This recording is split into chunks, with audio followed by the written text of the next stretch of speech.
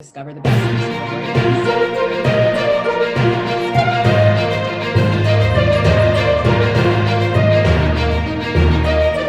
Hey everyone, you're watching Force Forward, where we talk about what business looks like tomorrow. Today I'm really excited to be joined with Nona Lim. Hey Nona. Hi, thanks for having me. Of course, how are you doing today? Good. Thankfully, the smoke here has cleared, so it's been a nice sunny day. Yeah, all things considered, global pandemic and all. Well, I'd love to dive right in. You're the founder and CEO of Nona Lim, for those who don't know, a wonderful Asian bone broth brand. And your first entrepreneurial journey was in 2006, which was in meal kits. So I'm curious, how did this experience set you up for what you're doing today now? The many different ways. I think probably the biggest one is around innovation, right? I think when I was doing the meal kits, I was creating hundreds of recipes. And so then creating products became something that was quite easy for me. And when I was doing the meal kits, I also got my nutrition consultant certification. And so really embedded a lot of those principles around food as medicine as well into my products. You know, that's one big piece of it. I think the other couple of pieces is around operations and manufacturing. So I was doing a lot of the meal kits. We had to do a lot of those, actually making it ourselves. And that lent itself, it made it really useful when I was launching a retail product. And then finally, not just kind of the business basics, right? Really learning about general finance, P&L, how that all works, and people management. Speaking of business basics, bone broth, I'm a huge fan of bone broth, and it's a relatively new category in the past decade or so for those who aren't familiar. But in your case, with your Asian heritage, this is something that's deeply familiar to you. And so talking about business basics, and how did you go about ideating the concept for this for Nona Lim? I think that at the heart of it, I always want to create products that taste great. Whether I was doing it in a meal kit format or with bone broth or even now with noodles or noodle bowls, right? Flavor is huge and the authenticity of flavors. And then secondly, to make it in a way that is much better and healthier. And so those were the two big things for me, which is always looking at what were the ingredients that I would put in there and what were the things that I would not put in there, and not wanting to compromise, but to be able to accomplish something that has the right flavor profile, is still good for you in a convenient format. And then, of course, most difficult thing is to do it at a price point that consumers are still willing to pay for. What was your aha moment when you knew you were truly onto something? I'm not sure that there's one single aha moment. Certainly going national with Whole Foods at the beginning was huge, right? I was like going, that was a good endorsement. And then afterwards, having won a number of Sophie Awards was also a great, I would say, kind of a affirmation that our products do taste good.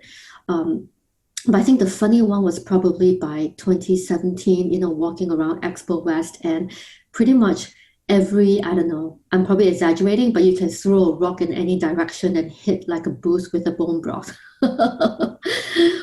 Then I knew that, well, probably, I'm onto something. But I think the one thing that I always remember is that I might be onto something today, but it might not be something tomorrow.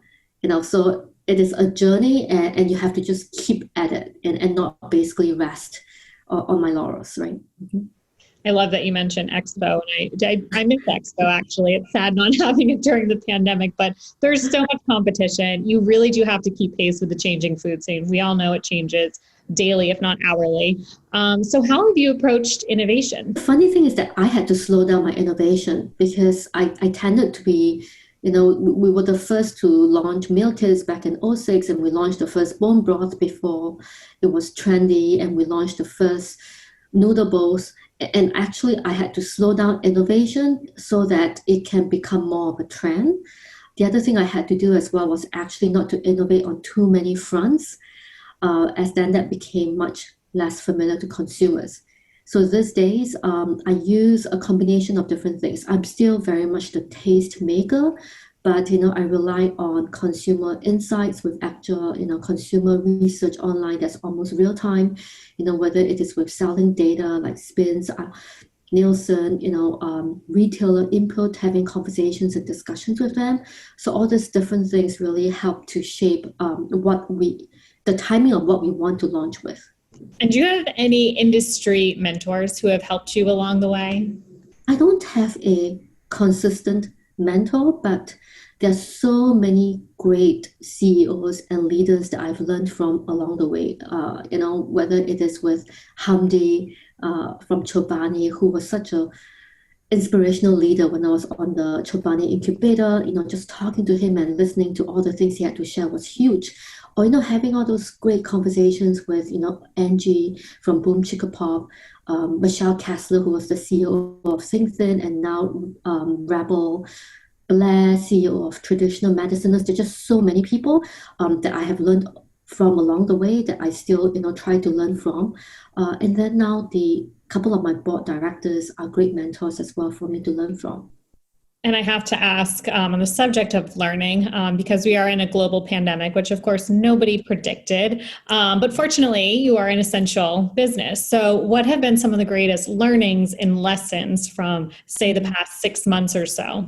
I think that besides being an essential business, we actually have a manufacturing facility. And so that made it really challenging because virtual working was not an option when making food. Right. So I think the first most important thing was around how do we keep people safe?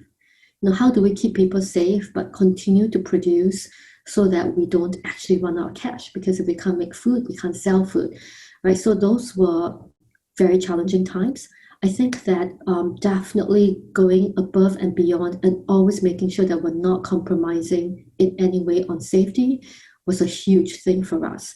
And then the second one was around just over communicating, really being transparent and communicating very regularly with our production team so that they feel safe and comfortable coming back and actually continuing to work at the facility.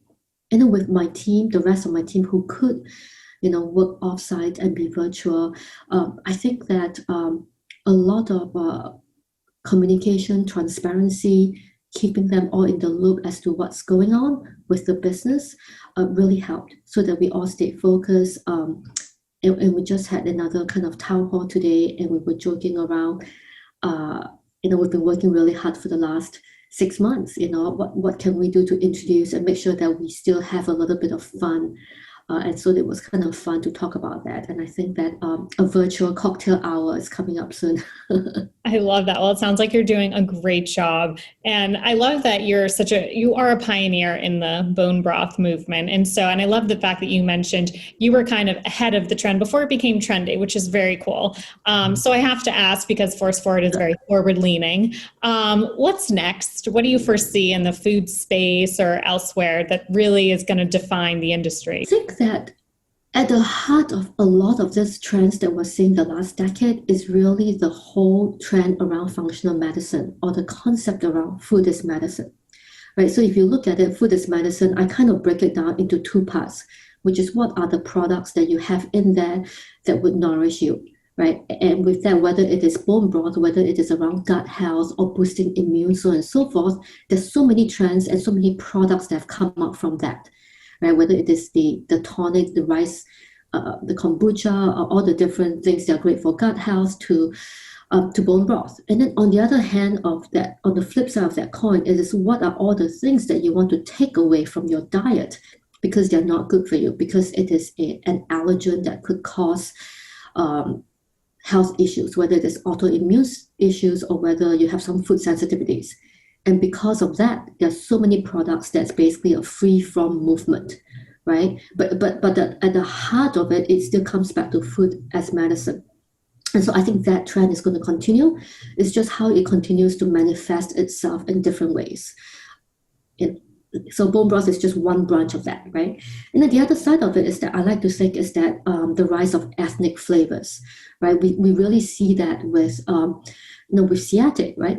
I think that we see a lot of that free-from movement or health kind of boosting ingredient movement in a lot of cuisines that's still a little bit more mainstream, but you're starting to see that going into other ethnic cuisines, right? Because those haven't been as forward, front and center. in the last 10 years. And so I think we are the pioneer in really bring a lot of the Asian cuisine and bring a lot of that, clean labor movement, etc., into that. Right. And that's going to continue, which is the intersection of those two major trends. I love it. Will be so exciting to follow that. And of course, your story and journey as well. Thank you so much, Nona, for being on today. We loved having you.